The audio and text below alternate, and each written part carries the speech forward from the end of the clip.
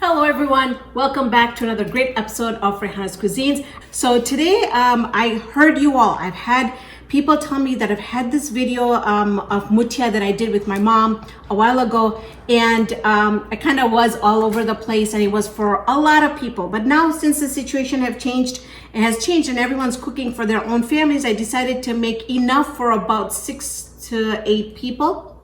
So if you want to learn how to make this, let's go ahead and discuss all the ingredients. But before we do that, give me a like if you like this video,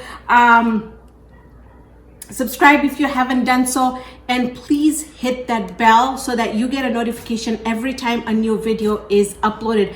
So let's get started. So let's start off with the muthiyas itself, which muthiyas are basically going to be dumplings that we're going to make out of bajri flour. I wanted to show you what the bajri flour looks like.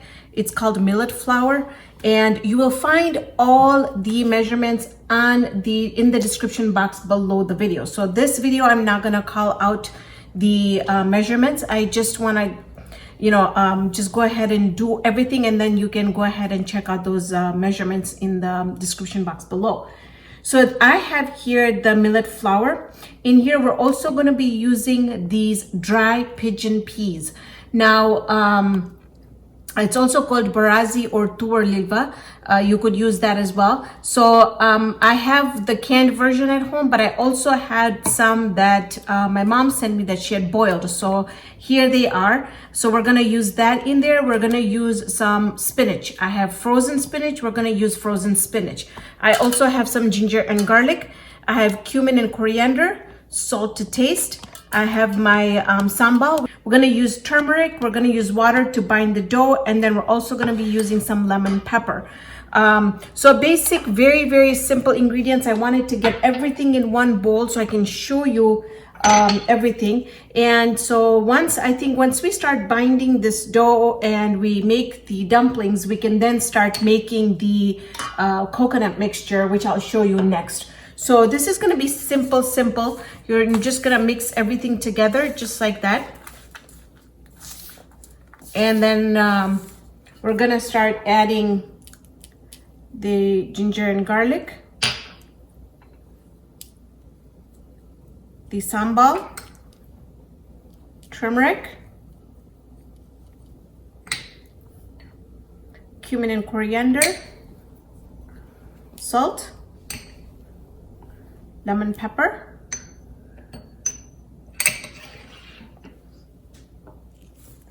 and we're gonna start adding water slowly to make a nice dumpling mixture.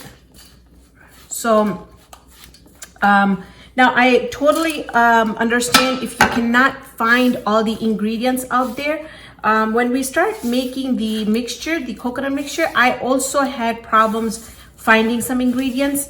And so I still decided to make it because it's okay. It's got a lot of ingredients in there, so I think it's okay. We have to do with make do with what we have in the current situation that we are in. But this is a great dish because also if you decide you want to make this dish completely vegetarian, then you can leave the beef stew out, like the meat part out, and just do the dumplings and everything else that I'll mention later. So you see how now we have a good mixture. Just make sure everything is really combined well. I am going to make some dumplings, and we're gonna just form them and keep them aside, because what we're gonna be doing is we're gonna be steaming this. So you can see here that you want the water to be simmering because we are going to steam the muthiyas. So once that happens, I'm just going to put them all into the water, and then we're going to let this steam for about 15 to 20 minutes. When you touch them, they'll be completely dry. So I've lowered my temperature of the flame. I'm going to cover these. I'm gonna let these cook. So while this is cooking, everything else we're gonna do for the muthiya is gonna be pretty much instant stuff. All right, we're gonna do about 2 to 3 tablespoons of olive oil. All right, And I know that I've done this video before, and we had a lot of oil in here.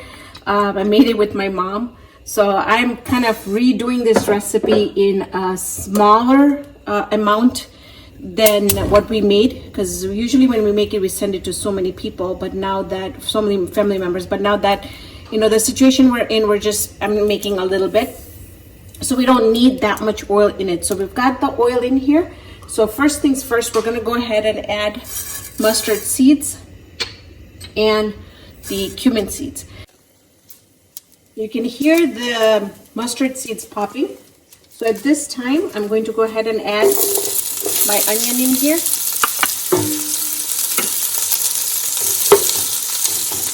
You want this onion to get really nice and golden brown.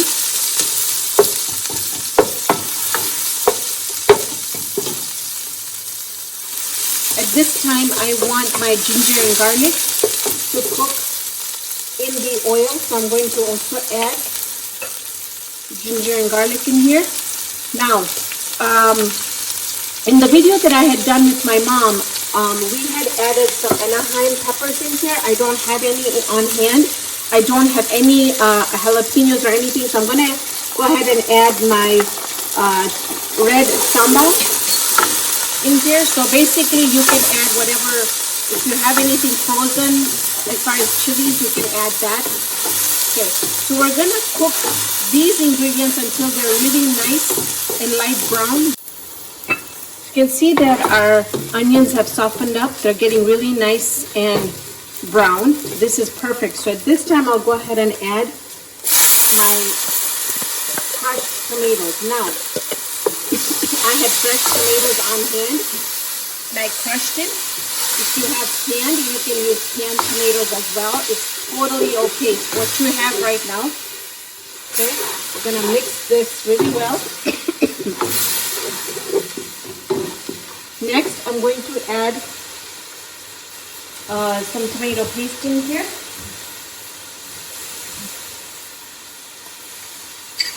And if you know my cooking, then you know that I love putting tomato paste in it where it cooks, because that's where, you know, that rich taste and flavor is gonna come out. Mix this.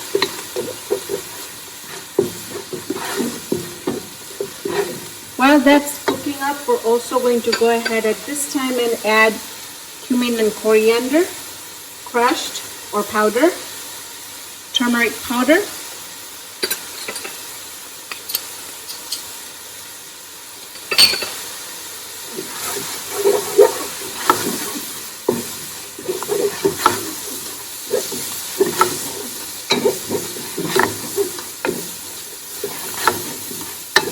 Now I have some potatoes here, and potatoes is as much as you want. We don't have a lot of people that really eat a lot of potatoes in my house, so I'm not adding too many. So I'm just gonna put potatoes in the description box below. You can decide how much you want it to put in there. Gotta stir. Gonna add our spinach in here. If you have fresh spinach, then chop it up. I have frozen spinach. I'm using frozen spinach. Any of these ingredients, if you feel like you want a lot more in there, then this is one recipe that is super forgiving and you can add whatever you like in there. Now, if I had eggplants, at this time I would also add eggplants in here, but I don't have any eggplants in the house and I'm not going to go buy any at this time. So eggplants is something I don't have, and the other thing I don't have is cluster beans. That goes in this recipe as well. So I'm not going to put both that ingredients. I also love to put drumsticks in here. It's a vegetable. Again, I don't have that, so I'm going to leave that out. Now what I'm going to do is I'm going to go ahead and add my pigeon peas in there and also some red kidney beans in here.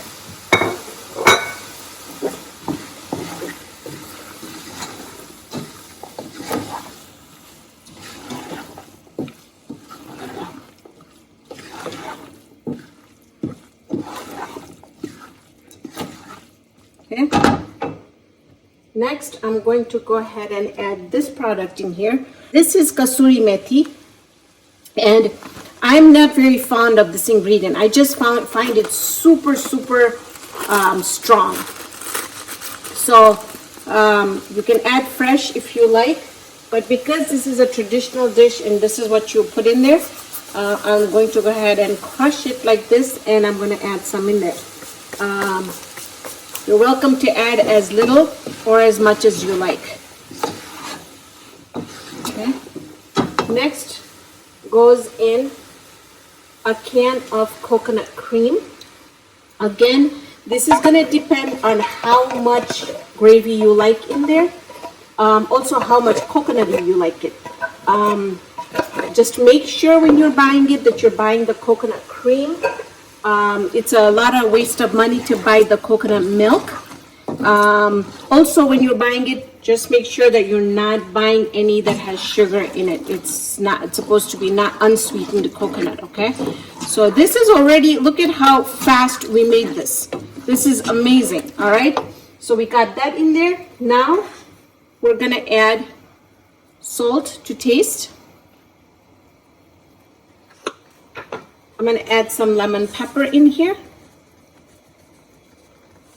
Again, I'm going to be doing a taste test to make sure that our ingredients are all tasting really good in here. And then I'm also going to add a little bit of the garam masala in here. Okay, give this a good mix. Let's go ahead and take a look at our dumplings, because we can add our dumplings in here as well. But before I do that, I'm going to also go ahead and add my cooked beef. Now, I usually make a whole bunch and I put it in the freezer, so this is perfect. So you can add as much or as little as you like.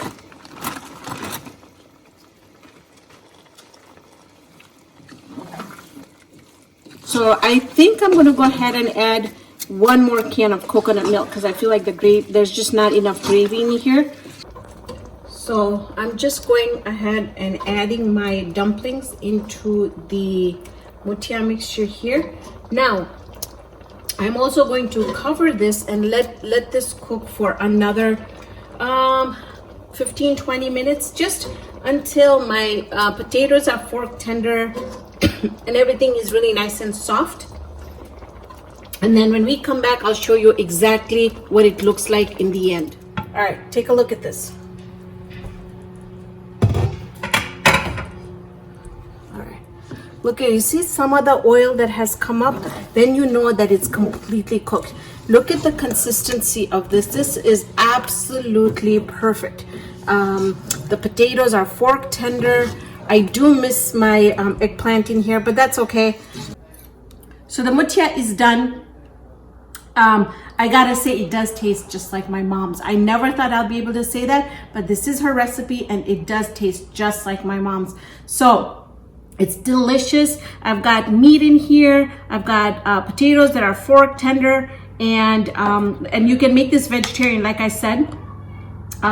But also, don't follow recipe to the T. If you don't have ingredients, go ahead and switch out those ingredients and make sure you do a taste test, because you want to adjust those spices and the salt and the lemon pepper and the lime. I did forget one thing. I don't have any fresh coriander at home or anything like that, but I am going to just put a little bit of lime juice on top, just to give it that fresh note. And now I get to do a taste test, and I love this stuff.